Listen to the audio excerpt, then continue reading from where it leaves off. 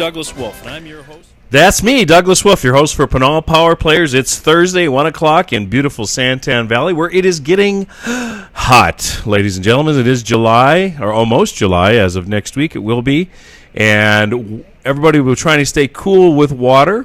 And we're going to talk about water rights today. And I am your county assessor and the host for Pinal Power Players. So what we're going to do today, we're having call-in guests, so we won't be able to take phone calls from the audience. We're going to talk with Ryan Hurley with the Rose Law Group, who's an expert on water laws and the way the regulations work here in Arizona. Again, Ryan with the Rose Law Group. And Ryan, thank you for being with us today. What I'd like to start with is just kind of give our audience a context of how water is regulated in Arizona and what changes are forthcoming based on what you know and what we can do with anything about those if we need to. So, Ryan, thank you for joining us, and fire away. Sure, thank you. Thank you for having me on. I appreciate it. So the Arizona was pretty progressive. Back in the 80s, they instituted what's known as the Groundwater Management Act, and the whole idea was that it appeared that we were taking water out of the ground faster than it was going back in, and that was not going to be sustainable in the long run, and there was something we ought to do about that. And so they created a system of statewide legislation that created essentially what are called active management areas, and the Pinal area is one of these active management areas. And the idea was that over time we wanted to draft rules and regulations that would set up a more sustainable situation where essentially the amount of water that was naturally going back into the ground was equal to the amount that we were taking out.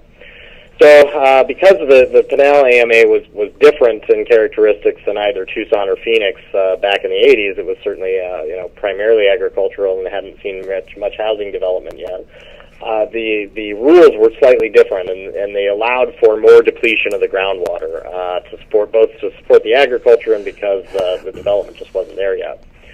However, in every 10 years, the Groundwater Management Act requires a new plan of or a new set of management practices, and the ADWR changed their rules back in 2007. Initially, was the beginning of the process. For our audience, Ryan, just for our audience, ADWR stands for? Yeah, sorry about that. Arizona Department of Water Resources. They're the state body that regulates all this. Are they appointive or elective?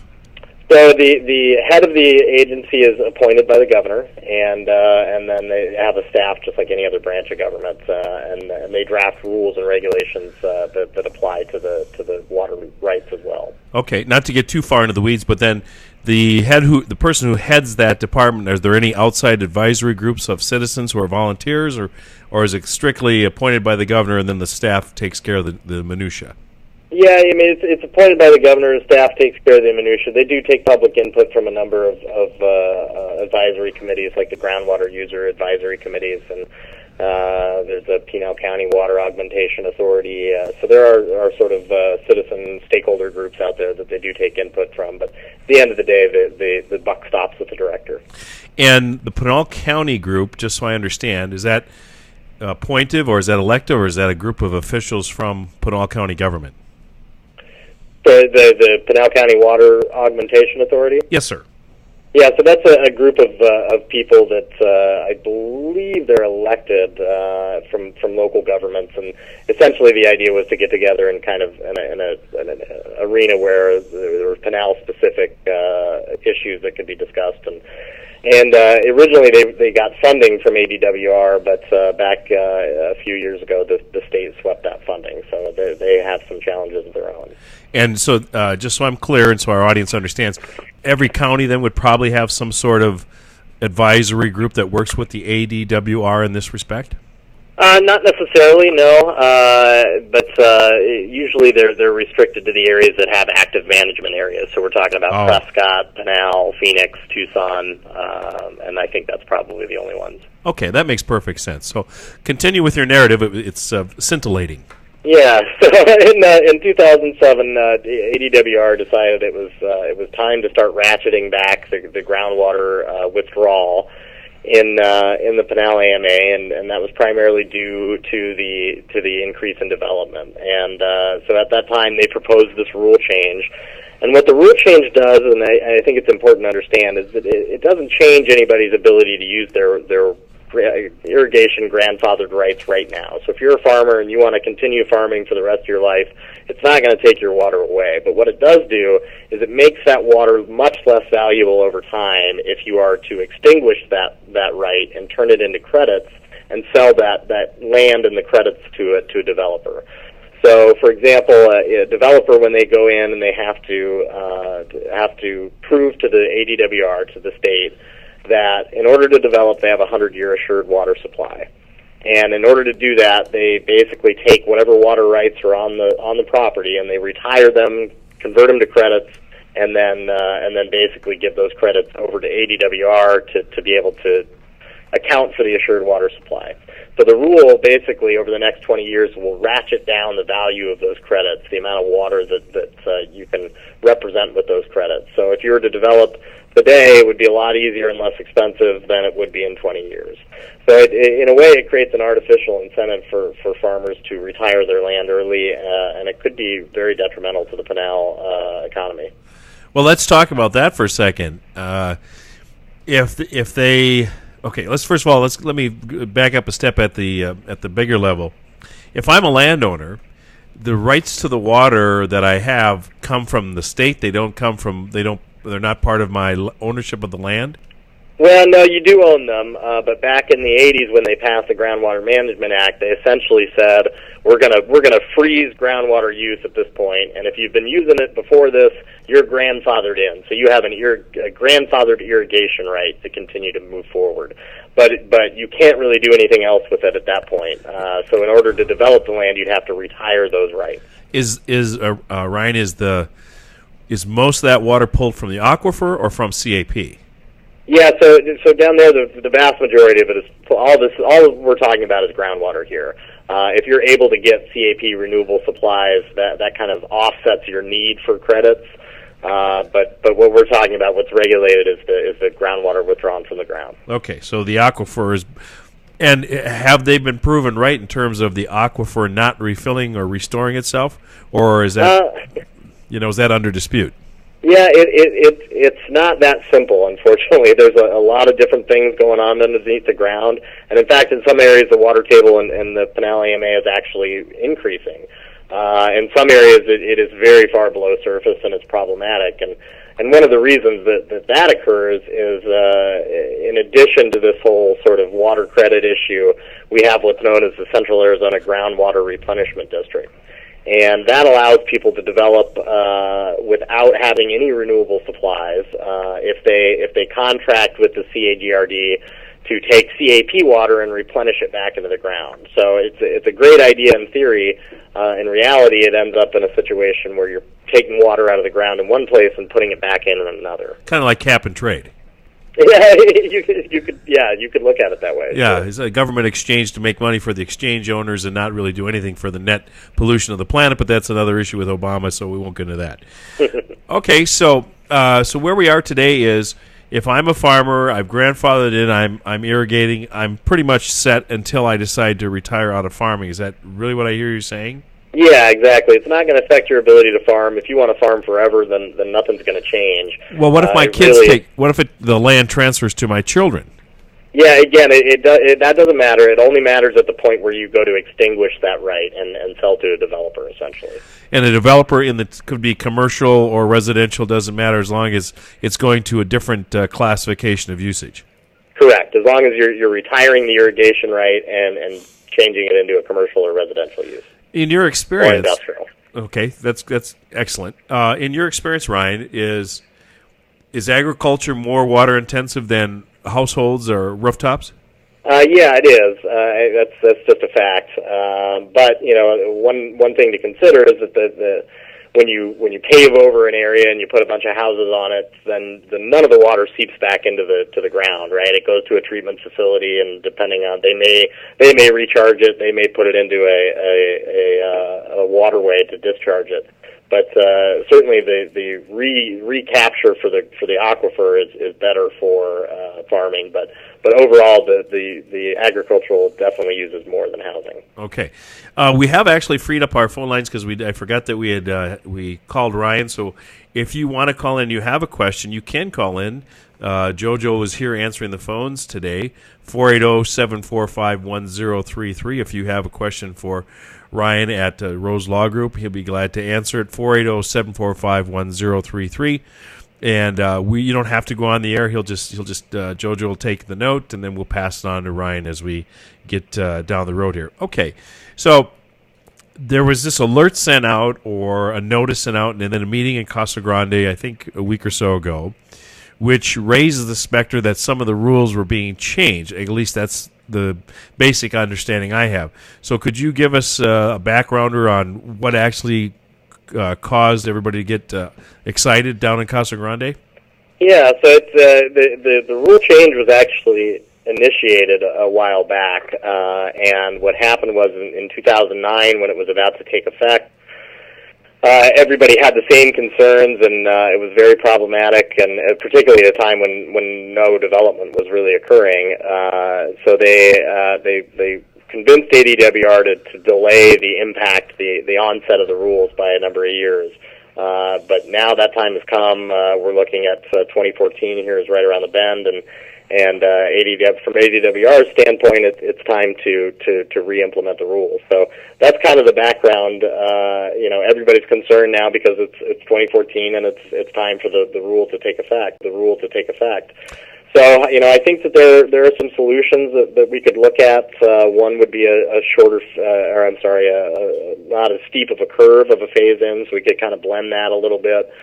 We could delay it another couple of years, but really we need to look at sort of the overall economic impact to Pinal and how this is going to change that and also the impacts of the aquifer. Okay, well, I'm a little confused because it seems, I think you said, if I understand, is that unless I get out of farming, my rights continue to use the water ad infinitum. Correct. Okay, so what is the triggering event? So I can be clear on that. I say, okay, I've done enough farming. Now I'm selling it to XYZ development company, and now the water rights start to diminish for XYZ. Was that what we're saying? No. So what happens is that at the time you sell to a developer and they go to prove their assured water supply, you retire the rights you have on your land, and you get a certain number of credits when you retire those rights. Okay. And basically, the rule says if you retire today, you get 100% of those credits. If you retire in 5 years, you get less, significantly less. Okay. So that's why it creates this artificial incentive to say, I'm going to sell it now to a developer so they can get all their water credits. Whereas 5 years from now, if I retire my right, I get significantly less. Okay, so it's reducing the value of my property over time with this water rights reduction from 100 to 70%. Would that be correct? Yeah, absolutely. I mean, it's certainly increasing the cost to develop that property. Okay, so where does the takings clause of the Constitution come into play if I'm a farmer and I don't like this? Yeah, I mean, I think that there's some interesting arguments there, both from the Constitution and then from a Prop 207 standpoint that we passed in Arizona a while back. So I think that there's some arguments to be made there for sure. So 207, to bring up our audience to speed, what does it do? Yeah, so 207 was essentially an Arizona version of the takings, and basically we said if there was a regulatory action that diminished your property value, that the regulatory body would essentially either have to not do it or compensate you for the difference in the value. So there's some exceptions in there for health and safety type things, and certainly that's the counter argument to be made is that this is overall what's best for the health and safety of Pinal County, but that's debatable. So this stemmed from the Kello versus City of New London decision? Not directly necessarily, but yeah, that's kind of the overall sentiment was to prevent these sort of regulatory takings. Okay. Well, I'm not going to hold you to it, but let's assume that a couple of years passes. We're in 2015 as a number, and my water rights allocation is 70% if I sell it. I sell it, and I decide that I'm getting shafted as a farmer or agricultural user, and who would I sue to say, look, you diminished the value of my property by X amount of dollars, and I want just compensation? Yeah, I mean, I think you would. I think, frankly, you probably want to sue now, or as soon as you possibly could, once the regulatory action was implemented, and you would be suing the state of Arizona. And so, have they put this? Have they triggered it? Is it ongoing now? Has it started the clock? So I believe that the actual implementation starts on January 1 of 2014. So obviously, everyone in my listening audience who has a farm and ag production right now and is using water rights should be calling Rose Law Group and asking for you. Absolutely. I thought you might be happy to help them out. Happy to help. Okay, so how would that work? The mechanics of it? Would they have to retain you, or is this on, some sort of shared cost arrangement, or what's the normal arrangement? What would I have to do in order to engage your firm? Yeah, I mean, we could do a number of different things. We could be retained individually. We could represent a group of different people as long as their interests were completely aligned. We're open to a number of different scenarios. So I would say just have them give me a call, and we can work it out from there. So do you think it's possible, and I don't know if you do this at the state level, I think it's only feds, but can they be certified as a class? I doubt it would be a class action type of suit. Usually those are kind of hard to certify and generally unnecessary, but certainly it's something we would take a look at. Okay. So you're anticipating, and I'm asking you to prognosticate, and I know lawyers hate to do this, but if things play out from January 2014 as it's on track now, this action for the larger landowners, or the little guy may not be able to play, but the larger landowners are going to be able to engage your firm, and you would file a writ and or file a lawsuit. And what would be, do you think, the timeline as far as that actual litigation coming to a conclusion? Well, it's hard to say. I mean, certainly the first sort of strategy would be to try to work with ADWR to try to find a solution that works for everybody. I'm of the mindset that litigation should be a last resort, and certainly suing the state is not an easy path to go down. So I think that there's room to negotiate. I think there's some solutions that we could propose that ADWR might be amenable to. And so I think that's the route you take first, and working with the leaders to try to find something that works for everybody. But if we are forced to file suits, litigation can be very lengthy. It could take years before it gets ultimately resolved. Okay, in the case where let me back up a step. Does ADWR have some sort of pot of money that they can reach into besides the taxpayers? I mean, obviously, we're always behind it, but is there some sort of compensatory mechanism built into the law that says, okay, we're not going to take 70%, we'll make 75%, and we'll pay you for the 25%, or will? No, I mean that would all be subject to like a settlement agreement or to a court decree. And my guess would be the ADWR doesn't have the money to compensate for that. So my guess would be if that was a successful argument, they would simply suspend the rule. Okay. Oh, really? They rather than compensate. I don't think they have the funds to compensate anybody for that. Well, because are you talking with? Is it only Pinal County that's affected, or are the other districts affected too? So the other districts the other AMAs have essentially already ratcheted down their use, and it really wasn't an issue because the agriculture wasn't as prevalent. So Pinal is really the only one at stake right now. Okay. Well, that's good to know. Now, I suppose our county board of supervisors is aware of this going on. Yes, I believe so. Okay. Have they retained you guys for advice? Not yet. Okay. Okay. Well, they might be. Jordan might be calling him tomorrow. So let's. And their role really is just. I mean, I don't know what the board of supervisors could really do unless they did an amicus brief on behalf of the farmers. Yeah, I mean, I think they could certainly pass a resolution and support. I think a lot of this at the end of the day may come down to some politics and stakeholder groups, and if we can demonstrate that there's unified support to delay this or to mitigate the impact somehow, then maybe we can get some movement on it. Well, when you say the political realm is, of course, different from logic. is it within the power of the governor who comes in 2014 to say, no, we're not going to implement this rule, tell his administrator or his department head, do not? Absolutely. Yeah, absolutely. He could direct the department, the head of the department, to change the rules at any time. Okay, so it's not something statutory that has to go through the legislative process. No, this is an administrative rule that's passed by ADWR. Now they're passing these rules because in their judgment, that's how to achieve some of the goals and requirements in the statute. But that's not absolutely necessary. So it can be changed through an administrative rule process. Interesting. So do we have an outside force acting on us at all, like the dust with the EPA or Fish and Wildlife Services, or any federal overseer saying you must do this at a certain point in time? No, this is solely the state's Groundwater Management Act and the desire to achieve this concept known as safe yield, which means we're not taking out more groundwater than we're putting in. Okay, well, that's a laudable goal. Yes. If in fact it's a reasonable goal, I don't know. Is in your judgment, and I know you're not a water hydrologist or whatever, but you're deeply involved in these issues.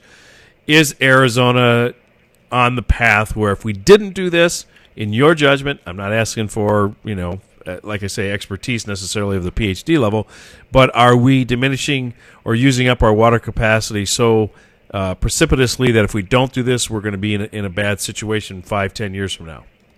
I don't think it's 5 to 10 years from now. I think there are some serious concerns about overmining the aquifer, and I think that we need to take smart approaches to make sure that we protect that valuable resource.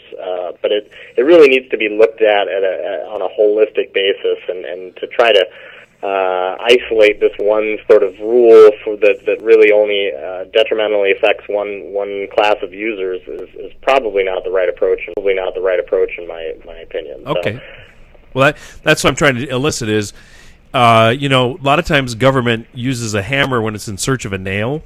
Right. And there's no nail to be found, but yet the bureaucracy says, well, we got the hammer, let's go use it somewhere. Yeah. I think there's a lot of solutions to protect the aquifer down there. I mean, we can look at implementing conservation and gray water and more localized recharge. There's a lot of things that we could do. Okay, let's suppose the other scenario takes place, that 2014 rolls around and the process goes on as right now as we expect it to be. What direct harm do you see to Pinal County? Because agricultural land, from a property tax standpoint, is not taxed at a very high rate in this state. So from a county standpoint, if it converts to commercial or households, rooftops, we probably have a net gain in income. Well, that's a cost-benefit analysis that I think needs to be done as part of this process. It's kind of looking at the ag exemption. The real concern is that what would happen is that farmers would have an incentive to prematurely sell. So if they were planning on, if they were looking out 10 years and saying, I want to farm for another 10 years, I want to turn it over to my kids and then have them be able to sell it, and that's really when the market's going to hit my particular property, in my opinion. They may have an artificial incentive to say, you know what, I'm not gonna roll the dice. I'm going to sell now, and then the concern is that property sits vacant for quite some time. Okay, so vacant land we have to tax at a different rate anyway. So, but I still think it's higher than the ag exemption. Although off the top it is, but then you don't get any beneficial economic production from the land. Right. The highest and best use kind of goes out the window idea there. Yeah. Okay, so being that you've been in this, how long have you been working with Rose Law and doing the water rights stuff, Ryan? I've been here for 6.5 years, and I started off doing water from my first day out of law school, basically down in Tucson. So I've been doing this for some time, and I actually did have environmental and hydrology background in college. Okay, so that Jordan knows how to hire. So have you been with other districts? Have you been through this cycle as an attorney? In Pinal, I have. Before, back in 2007, this is one of the first things that I worked on here at Rose Law Group, and we were concerned at that time, and we were able to get the delays, and I'm very familiar with the issues and what needs to be done. But the sort of these issues have been resolved in the other districts a while back. So, like before the 2000s? I mean, like we're talking the 1990s or something? Yes, yeah. Okay. And I wouldn't expect you off the top of your head, but did anything happen in terms of those other areas? And I know you just started in 2006, but I'm just curious, and our audience might be interested. Did the process as it played out in other districts, were there lawsuits over the takings clause, and were there arrangements made for compensation via the state or this board? I don't know for a fact, but I'm pretty certain not. So the people just had to. So what was okay? So then, if they didn't get compensated, then they're probably incentivized, like you said, and they just said, "Oh well, we're going to lose out, so let's just sell now." Yeah, and I think maybe the realities of kind of the development patterns and whether people wanted to continue farming were slightly different up here, and the water was kind of more expensive up in Phoenix anyway. So I think that it probably had a different calculation for landowners. I got you. Well, this has been fascinating, and I appreciate your time today. If I wanted to reach you, and I was a farmer or someone with water rights, what number could we call and get a hold of you?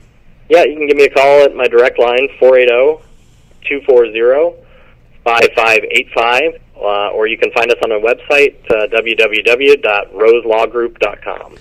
So Ryan Hurley's been my guest for this first half hour. I really appreciate it. Ryan, good luck with this, and I'm sure we'll be talking more about this down the road, and I really appreciate you coming on today and giving us this insight into where the water's going. It all runs downhill, but who knows who's going to pay for it in Pinal County. Thank you for having me on. I appreciate it. Okay, great. Thank you very much. Bye-bye. All right, that was Ryan Hurley with Rose Law Group. And if you are interested in having a conversation with an expert on water use for your farm, 480-240-5585 is Ryan's direct number. That's Rose Law Group, Ryan Hurley. We're going to take a break here, and we'll be back for the last half hour of Pinal Power Players. Are you ready to start taking control of your future and maximize your earning potential? Central Arizona College has smaller class sizes and personalized attention to help you compete in today's tough job market. CAC now serves Santan Valley and Queen Creek. The CAC Santan Center is located in the shops at Copper Basin on Hunt Highway, behind Barrow's Pizza. Stop in and see how taking classes at CAC costs a fraction of a state university, and your credits can transfer. So, if you want to earn real money, you need to learn real skills at Central Arizona College. Enroll in classes today by calling 480-677-7825 or visit www.centralaz.edu or call 480-677-7825 or visit www.centralaz.edu. Central Arizona College, your way.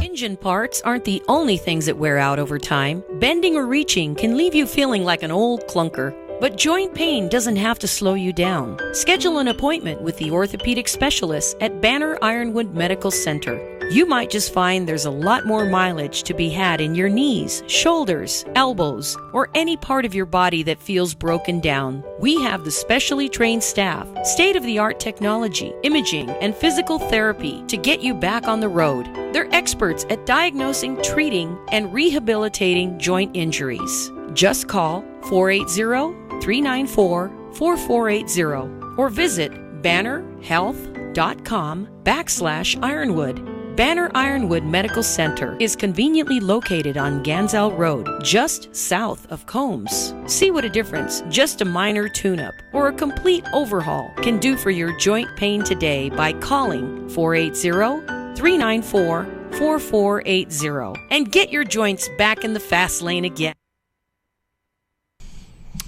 I think we're back, right, JoJo? Are we back on the air? Oh, very good. Hi, I'm Douglas Wolf, Pinal County Assessor, and your host for Pinal Power Players here today. Thursday, 1 o'clock, and it is a little bit at the bottom of the hour here. We have open phones if you want to call in, 480-745-1033. And if you want to talk about what we heard in the first half hour from Ryan Hurley at Rose Law Group. You're welcome to bring in, you make a call in, and JoJo will take your message and throw your question on the air. And for the last part of the show, what I'd like to talk about is just some of the most pregnant things that are on the agenda. And you look at what's going on with this immigration bill. I got to tell you, I'm old enough to remember 1986. I worked for the Republican Party in the early 80s for Congressman Arlen Erdahl. And when Ronald Reagan proposed that we were going to give amnesty to 3 million people who were here illegally, the deal was we're going to seal the border and then, we're going to give it legal status and then we're going to seal the border. And as you might expect, everybody thought, well, okay, we can trust Ronald Reagan, if anyone else, as president, that the thing would actually get done. And we should have known better because he got schnookered a couple times by Tip O'Neill on tax increases and that was promised 3-to-1 spending cuts. And what happened? The taxes went into place and the spending cuts never materialized because Tip O'Neill was a better poker player than Ronald Reagan. And that happened before the 86 immigration bill. So then 86, once again, the base was kind of like, okay, we'll see what happens. And sure enough, here we are, 86, let's say 96, 2006, almost 30 years later, and we're looking at 11 million people, give or take, who we want to give amnesty to. And also, we're going to, once again, close the borders. And we have 2 senators. John McCain seems bent on destroying his own party, in my opinion. I don't understand him. I know he's always been a renegade, and he kind of enjoys that idea of, he's the fighter pilot, and he'll take anybody on and punch him in the nose and get toe-to-toe with people. And yet, when it comes to really having a principled idea about what a conservative government should look like, John McCain doesn't have a clue. And he votes that way, and he's the Gang of 8, and he's one of those guys that was in on this deal. And sure enough, here we are looking at one more time, and he's leading the charge down this path. The surprise thing is Jeff Flake. Now, Mr. Flake just got elected. We all, at least all of us conservatives, thought, okay, he is Jeff Flake. You can't really depend on him all the time. And Will Cardin's looking a lot better today, even though he stomped Will Card very badly in the primary. And apparently he didn't take it to heart that he could be beaten. So now he's in part of the Gang of 8, and he's also voting for this bill. They just passed it out of the Senate, 68 votes. And I suppose he could say, well, it's a jobs bill because we just doubled the number of Border Patrol agents. Okay, so Phoenix will get a bunch of money for Border Patrol. The problem, people, is the border south of Pinal County is part of a national forest. And if you don't know this, it's really fascinating that where the border is in the national forest, we're not allowed to patrol on the border. Our Border Patrol people are not allowed to come in there. The only way they can patrol that area is at the top of the park, where it almost is up to the Interstate 8 freeway, Picacho Peak and a little bit north of that. So therefore, if I'm in Mexico and I want to bring drugs across, or I want to do human smuggling, or I want to bring back a nuclear warhead, whatever it is, I can bring it up as far north as the 8 freeway virtually, and then I'm in the country, So even with a doubling of border guards, unless we secure that area in the national forest, in which the environmentalists won't let us do because, Bambi needs their place to frolic, we are stuck watching this flood of people coming across the border. So we got 2 senators from what's ostensibly a red state, and both of them are drinking the Kool-Aid, as you like to say, and they're going to go ahead and vote for this. Now, will they vote the final bill? I don't know. The question really comes down to is, what are they going to do in the House? We do have a caller who would like to go on the air. So, Dick from Casa Grande, let's go ahead and put you on the air. Dick, what's your issue today? Go ahead. Oh, just a second here. We got to get the mechanical part of it set up. JoJo's working feverishly here, and we'll get you on the air. Okay, are we all set? Ready? Go. Okay, go ahead, Dick. Hi, I'm Dick Powell, and I'm live in Casa Grande. I'm a city councilman down here, but I'm speaking only as myself. Understood. And was involved in the forum we had down here. One of the things that really has the communities worried, as well as the farmers down here, is we are an ag economy, and basically every acre of farmland produces an average expenditure of about $500,000 in the local economy. So you start pulling out farmland, and we've got businesses that some have just been moving in, and some have been here for quite a long time. But it would be very catastrophic to have an immediate change to that. The fallow land that would be left, they talked about what do you do with some of the land. If some people have to sell their property because they can't stay in farming, it's basically going to go back to the county and be sold for taxes, and it's going to be PM10 area for dust production for Maricopa County in the future, which we know is not a good idea. And as I say, the effect of farming is huge down here. We have an industry that is $285 million a year that comes into this area from the agriculture that's produced in our county, both crop and livestock. So it's and the segue or the addition to, you can keep farming as long as you have water. You have to be able to get wet water, and the irrigation districts are made up to deliver water of a lot of people that are in farming. And if some of them go out and they can't have the delivery system anymore, then you have a lot of people that are just going to abandon land or sell for whatever credits they can get and leave. Development it has been going on at a decent cost down here, but it's the very worst time it could ever be. You've got a lot of investors that have tied up land for future development, and that's one of the goals of the AMA, and it affects them very bad because they're not able to develop it right now. If they flip for credits, the taxes on their property is going to be so high they're out, and if they stay the other way and keep having it farmed until they convert it, they don't have the money when it finally comes time to do it. They've lost a lot of money. So I think it's a huge taking. It's devaluing the value of the property here in Pinal County that is farmland. When those guys go to the bank, one of the things that's got a bank officer to say, yes, I'll loan to you, is that you always had those conversion credits, which you could convert if you needed to. You take those away, and it just completely destroys prematurely a business, and the goal of the AMA was to continue farming as long as feasible, and now they have this plan which is systematically going to eliminate farming in this area, the viability, and also a lot of the development that could happen, because it cuts both ways. Well, Dick, can I ask a question? Yes, sir.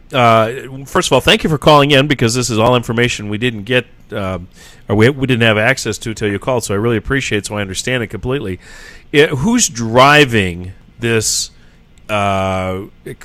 speeding up or the acceleration of the process to, what's the force behind this reduction in the credits? Well, here's the interesting thing, is this thing was basically appeared to be done behind a veil. The reason we had the meeting is because nobody here knew anything about it. And so we orchestrated the meeting. The city of Casa Grande provided the building for it. Farm Bureau sent out letters, and we brought people in, and they were shocked to realize this was happening. Nobody knew. Well, who came to the meeting to explain it to you? I'm sorry? Who were the people who came to the meeting and said, this is what's going to happen? Was it the state, the board? We had the ADWR representatives there. We had a man called Joe Singleton, who is he was the former employee, manager of the Pinal AMA, which controls this. He's now the executive director for the Pinal County Water Augmentation Board. He went through what basically the program, the mechanics, and where it was and how it got there. I went through basically the effect that I project, and a lot of other people here, that will happen, that will really be detrimental to the future and the value of land in our county. Okay, I understand. That's good to know the player, because I'd like to get him on the air. But who is saying let's implement this rule starting 2014? Well, here's what, basically, just quickly to go back through it. Please. In 1980, they had they basically, you filed if you were irrigating, and basically about the only thing that the guy really got out of the water rights was the conversion rights. They said, okay, there's not going to be any new land in farming. You're frozen here, and you've got this water right, and you have the conversion right into perpetuity that you can sell it for. You can sell your water rights to a development or to M&I development. Okay. And so this changed, but not with the knowledge of very many people. Some of the boards that made it, there was basically maybe questionably one or two farmers on it. The irrigation districts got this postponed 5 more years. One reason was because they had to have the bonds paid that weren't paid, and they didn't want people dropping out. And the second reason is basically this: they saw the impact of this. So it was postponed 5 years, but they were under what sounded like they were unable to advocate again for a change as an irrigation district. They were not able to encourage or assist anybody that was trying to seek an amendment to this. It sounded almost like they were under a gag order. Well, but I guess when I talked to Ryan from Rose Law Group, he said this is an administrative law, or rule, I should say, administrative rule, not statutory, not driven by the EPA, not driven by Fish and Wildlife. So who is the person or committee or whoever that says, hey, let's put this into effect? Somebody has to trigger it at the bureaucracy or at the governor's office somewhere, and I'm trying to figure out how. Yeah, it started off, as I say, in all the AMAs when they had the Water Management Acts. They set goals for it, and the goal for this one is he did a great job, by the way. I listened to what he said, and he was right on. But the idea was that we were an agricultural county. The other two were metropolitan counties, a lot more so than we were. We were dependent on ag, and we began to grow into that growth tsunami that came along in the early 2006, 2007, and 10, and that type of thing really concerned everybody. So they said, we need to get this water put aside for development instead of farming, and we're going to extinguish the conversion rights on it. So and in fact, it states in one of their deals is that we can get them to convert it, can be converted back into water credits for development. That's the next paragraph begins with the fact that that 207 was expected to continue. Obviously, it didn't, and went downhill. And so, but they're still going to go with the extinguishment process of extinguishment credits. And as I say, that is a taking of value. The farm is worth what it can make as farming, and if it wants to be sold, the value of the farm is what it can be converted to with the water rights on it. You can't sell your water rights; it goes with the land, but you can extinguish them and convert them to credits, which give you value. Well, they decided that would. I'm sorry, Dick. What I'm really trying to get at, and you're doing a great job of explaining what's going on, but someone or some outside force has said we've got to come back and visit this. Now, there's no pressure right now from the government in terms of the EPA or the Fish and Wildlife Service or DNR or anybody like that. So someone has decided we've got to put this back on track. And is it the head of the Department of whatever, the AWD, or who actually said let's start this again, start the ball rolling again?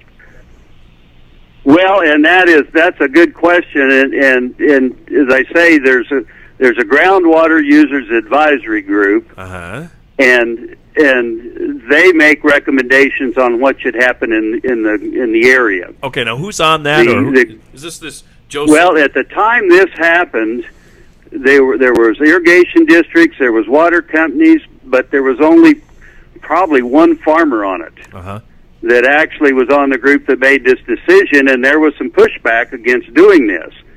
And it was supposed to start in 2010, and what ignited it was they thought that they projected the growth would continue at the present rate it had been into the future. That's what they were basing the need to do this on, And of course, it didn't, but they're still trying to do the extinguishment part of it. Okay, and, but was there? Let me ask you this then: if let's say they had been correct, which they never are when they do government projections, but if they had been correct and growth had continued the way it had, what would have been the detriment to Arizona or Pinal County?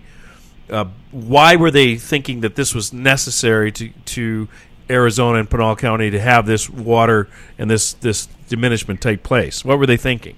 I think, truthfully, if you read what they say, let me read to you real quick. Sure.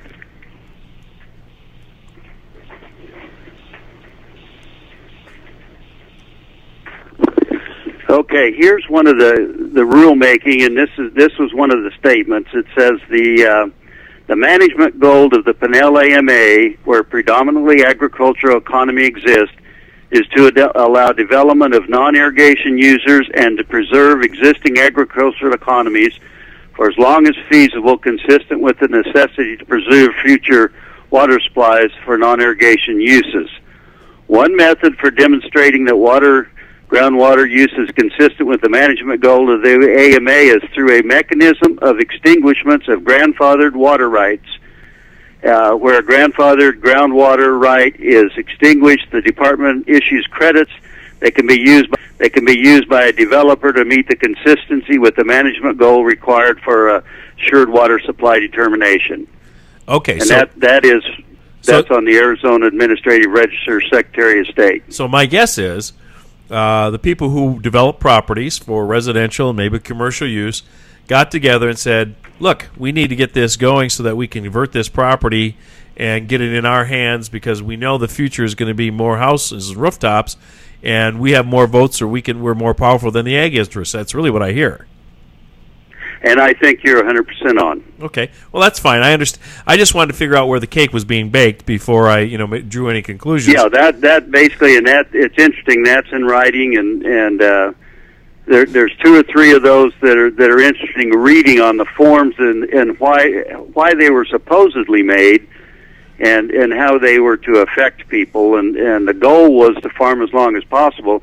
If they just extinguished the extinguishment process and left it like it was, where you had the right to convert your water rights into one of the other two and get full value for them, when people are ready to develop, they would have bought them. And if they weren't ready to develop, they would keep farming, which keeps the economy stable. So, as they say, I think this was a kind of a desperate reach at the time. They felt that the growth was getting away from them. They had to make more room, and that turned out not to be the case, but they still went ahead with the extinguishment rule. Okay, so we do have a little growth coming back. We've done more parcel splits in my office in the first 6 months of this year than we did in the previous 3. So that trend has reaccelerated or has converted back to growth. But I guess what I don't understand, and maybe it's just because I'm ignorant of all the long water history of Arizona, and I apologize if I don't understand it. But since no one has said to me, if we don't do this, the aquifer is going to be depleted. I haven't heard that. I haven't heard that we can't get other sources like CAP. There is water available. It's not like it's a commodity that's going to be gone if we do not go down this path. Am I right about that? Yeah, and basically, if you look at what's happening, is when the 1980 rule took place, basically what was happening is developers bought ag land, which had water with it, and they turned around and they extinguished their rights, which gave the developer enough water to develop it and convert it into homes instead of fields. And the market determined that. Now, growth is taking place more actually developmentally in the north and south parts of Pinal County, which are adjacent to either Maricopa County or Pima County. We sit in the central part, and we like everybody else experienced almost a double in our population down here. But there's no emergency at this point in time based on the water usage, whether it be farm or residential, because it's going to be basically the same amount. What you're able to convert from farming is 1.5 acres times the amount of acres you have, times the factor, and the factor is what determines how many years you have it or how much use you have. And they say it goes down, the next year it goes down to, I think it's 92 or 94%, but it gets, after 20 years, it's under half. I mean, you basically, is if you try to sell your land, and you can't get wet water, basically you have ground that's worth the same as bare desert, and that makes what sense people to me. were realizing in Chalk. Sure, that's what adds the value to the land, is be able to irrigate it and farm it. So, Yeah. are you in the farming business yourself, Dick, or? No, I'm not. As I say, I've got a store that we've been involved in, feed and saddle shop and Tack western and wear so and that forth, type of thing. And yeah. I have a lot of farm friends, and I was really concerned because when I found out about this through another party that had brought this up, Tiffany Shedd, at a Farm Bureau meeting, everybody thought she must have been smoking something because nobody believed it could ever happen. And in fact, it is happening. So we had the meeting in Casa Grande to try to be informational and let everybody find out what's out there. Now, there's a lot of really concerned people that some have spent a lot of money for acreage, some have just bought it, and nobody knew that this was going on behind the scenes, or they could have made different decisions on their business. Yeah, well, they knew it was hanging around the background, but it had been delayed. I guess. No, they didn't. Oh, but No. you said they had delayed the rules 5 years ago. Is that right? It happened. Yeah, but nobody knew. Oh, okay. I guess I heard the from farmer Ryan. here, the Yes, sir. ADWR did never sent out anything to all the people that held water rights saying this is what's going to happen. Okay, but can we back it up the clock further, and just so I understand properly, I'm not arguing with you, is I thought from Ryan was that they were going to implement this 2007 or 8 or 10 or something, and then decided to delay it one time. Did that happen? Yeah, he's absolutely right. Okay. But nobody knew. Nobody knew they delayed it for 5 years? This was done behind a veil. Well, how could Nobody knew this. There's not any farmers here that knew that was going to happen. They just found out at a meeting 2 or 3 weeks ago in Casa Grande. Okay. First time they've heard it. So what they heard 2 weeks ago was that, hey, they were going to do this to you 5 years ago, but then they decided to delay it. Someone decided to delay it. And now, 2014, we're going to restart the process. Is that accurate? And the bad thing was with the irrigation districts being under what some of them thought was a gag rule, they didn't tell anybody. See, that's hard. They worked for the farmers, but they didn't share this information with them. It's really hard to understand. I'm sure you agree with me that government Absolutely. actions have to be transparent and open to the public, Absolutely. especially if it's a And that takings is of your rights. Exactly, and this has been the biggest problem with this is it hasn't been. Nobody knew about it. There's a guy that just spent $1 million for his son to have a farm. Had he known that, he certainly wouldn't have bought the farmland. With the banker wouldn't have loaned it to him if he didn't assume that they were going to have those extinguishment rights to go along with it. Sure. The financial institutions didn't know about it. The farmers didn't know about it. The only ones that knew about it were the bureaucrats or the people directly concerned with water in Arizona. Well, this is crazy because it's the governor's duty, because it's her appointment, to let people know what their bureaucrats are doing. They can't just hide behind, well, we're working on it. We were going to tell anybody when we decided we were going to tell everybody. You can't do that. I couldn't agree with you more. Well, she's right twice a day, in my opinion, so this is one of the other times she was wrong, like usual. I have no love lost for the governor because she can't give me my my Red Rock project either, and that's her department that she's not stomping on to get it done. So that's another one. So, okay, so we all know the problems there. Where do we go forward, Dick? What can we do as a county, and as I'm a public official, if I can help, what can we do to get this delayed again or get it off the books completely and just, get rid of it? Yeah, I think the need is there to get rid of it, and I think what I do know already, there's a group of farmers that met a day or so ago, and they're looking for a water attorney, and they're looking at 207 to try to get this thing stopped. All right. Well, we heard from Ryan. I guess he's available if that's the guy they want to use. Yes, absolutely, and that's an excellent law firm, I will guarantee you. Okay. Is there any website, phone number, any people who are listening, they want to get in touch and help you folks go forward with this group? Have you organized to that point yet where we can send them somewhere? We do have a website, and let me get. Okay, this is kind of a long one, but it's HTTP semicolon / Right. Pinell County Extinguishment, all one word. Extinguishment. They had to use something nobody can spell. Yeah, right.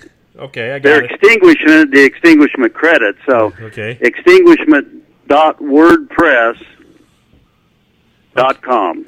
Okay.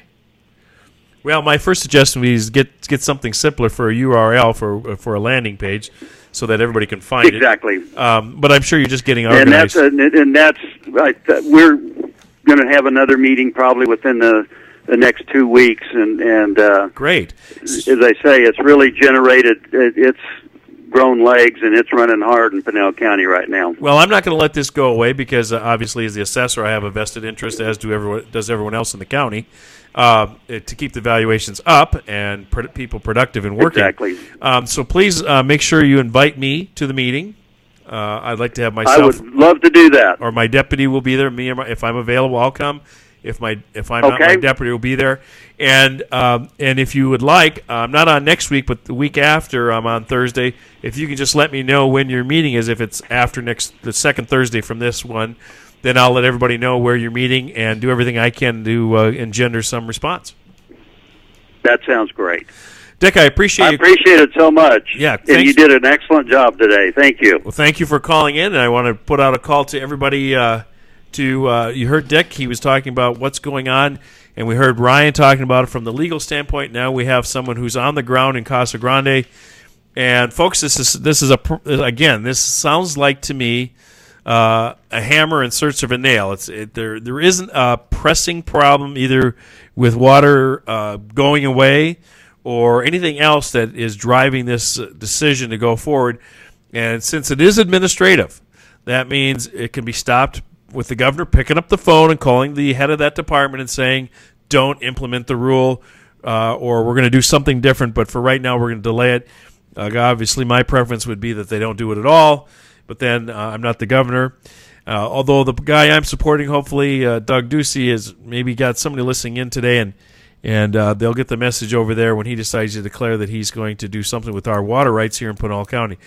And that's the end of our show for this Thursday, June 27th. I'm Douglas Wolf, your Pinell County Assessor and the host of Pinell Power Players. I want to thank you all for tuning in and for listening, and we'll do whatever we can to keep this issue alive and in front of the public. And I'll be off next week, as you probably all will be enjoying the 4th of July, the Declaration of Independence in 1776, which said that we are going to be a free people and not under the guidance of a king or auspices of a king.